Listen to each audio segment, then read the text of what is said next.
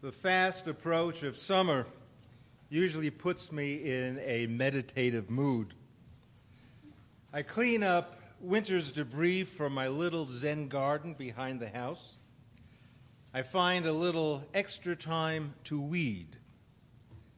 Mary is very pleased that I find satisfaction in weeding. She gladly defers this labor to me.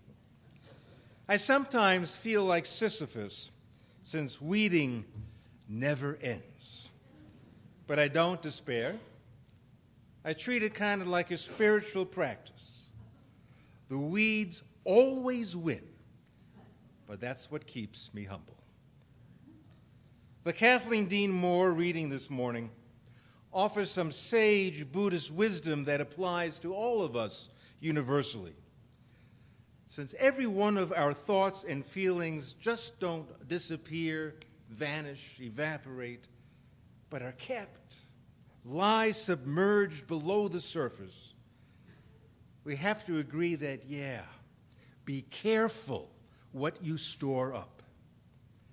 And when Kathleen asks, how do you keep the bad stuff from lodging in every corner of your mind, she is told, pay attention to the present moment.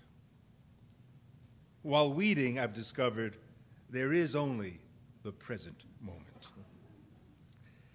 I take to heart the lesson she has already learned. Every moment we are glad for the twilight morning, we are not vexed. It is impossible. Have you ever thought about this? It is impossible to be at the same time grateful and spiteful. Can't do it. How, I wonder, can we collect these glad and grateful moments? In other words, if we are mindful and actually begin to notice life more fully, and we actually notice the twilight morning, and take stock in it, is there a way to be conscious of all the good stuff so as not to allow the bad stuff from infiltrating our minds? The potter, gardener, and philosopher M.C. Richards wrote a masterpiece called Centering. Centering provides the perfect metaphor for both turning clay at the wheel and for conducting our lives too. Richard says, it's not pots we're forming, but ourselves. He refers to the French playwright Jean Genet, who said he wanted to roam the countryside like a monk, holding a begging bowl, having filled it with what he needs for the nourishment in his life. Well, of course, this approach to life, as though carrying an empty bowl, represents us with a metaphor as well. But what a lovely concept. Whatever is placed in the bowl will be our nourishment for the day. What kind of nourishment are we talking about? I think for Genet, the empty bowl represents setting out each day to see what the day offered. By being open, or in this case, empty, waiting to be filled by possibilities, the bowl, our spirit, begins being filled by what we notice. Imagine starting out each day prepared to see the world with new eyes, starting out each day ready to be filled with nourishment. So, how do we nourish our lives? In the summertime, when the living is not necessarily easy but a tad less stressful, and we're less preoccupied with duties and details, we are afforded the luxury of at least thinking about how we may want to fill our bowls as though roaming the countryside like a monk.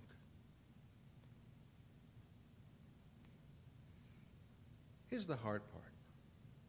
What do you need in your bowl? What would you like filled in your bowl? Do you even know how to hold a bowl? A story of 3 bowls. The first bowl is inverted, upside down, so that nothing can go into it. Anything poured into this upside-down bowl just spills off. The second bowl is right side up, but stained and cracked and filled with debris. Anything you put in the bowl gets spoiled by the residue that's already there, or it just leaks through the cracks. The third bowl is clean. No cracks, no holes, no debris. It represents a state of mind ready to receive and retain whatever's poured into it.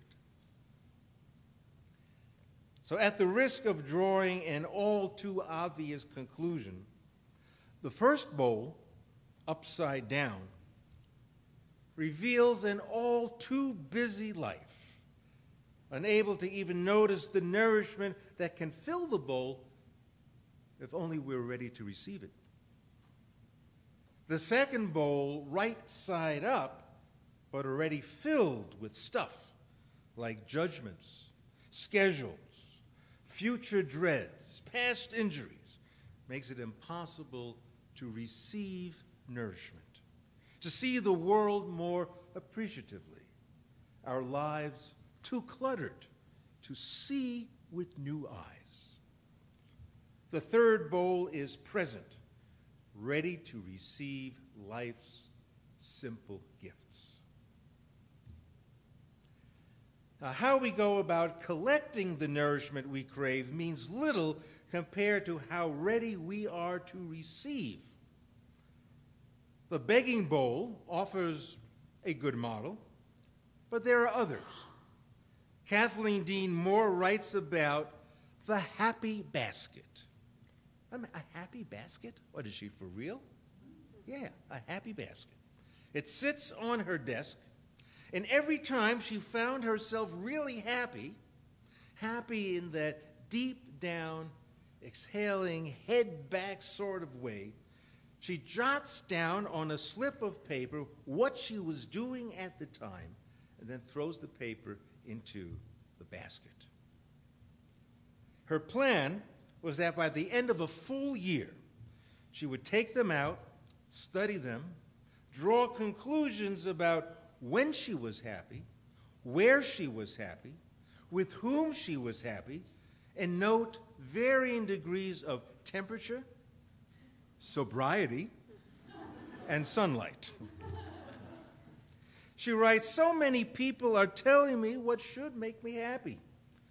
Buy a cute new car, be thin, get promoted or honored or given a raise, travel, Baja, Belize, finish the laundry. But I wanted to think about this for myself so I can lead an intentional life. But she couldn't wait for a full year to pass. After 8 months, not bad, she peeked into her happiness basket. She lasted longer than I ever would. She rationalizes, I bet a lot of scientists peek at their results before the experiment's over. And so she empties out the scraps of paper, folded sheets of computer-printed prose, and Post-it notes. Sorts it out. I'm glad that she shares what makes her happy. Somehow filling a happy basket sounds less profound than filling a begging bowl, but it's a lot closer to how we really live.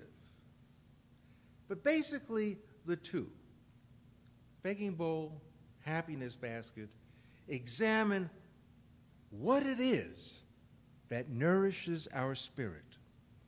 The simple gifts that get overlooked in our hurried pace.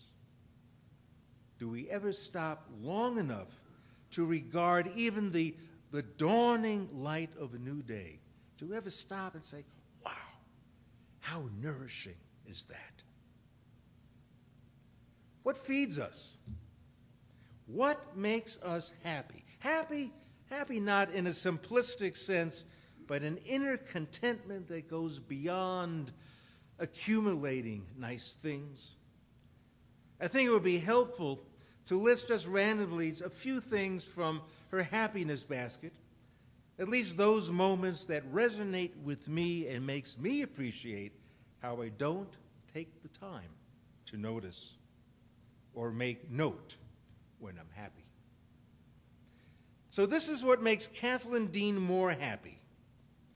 She walked out in the morning and noticed a falcon in a maple and cow parsnips beginning to bloom. She writes, every person I passed said morning, not good morning, just morning. It didn't have to be good. It was enough that it was morning. Morning, an army guy running. Morning, the lady with the Cocker Spaniel. Morning, a young man jogging. Morning, morning, morning, 3 white-haired women. Morning, morning, morning, I said back. Hearing Beethoven's Ninth at a concert. Trumpets singing, sopranos triumphant, and all I could think of is that if humans can do this, if humans can do this together, they can do anything. Rain after no rain. Company for dinner after a long time without seeing friends. Phone message from my daughter. She had nothing to say really, but she sounded content and healthy. After class, a student said, "Thank you." Frank and I held hands in bed last night, as we often do. We lay on our backs and held hands. Newly dug radishes from the farm. Fresh crabs. Walking up over a rise in the sand dunes. Red patches on blackbirds' shoulders, like the flames kids paint on their pickups.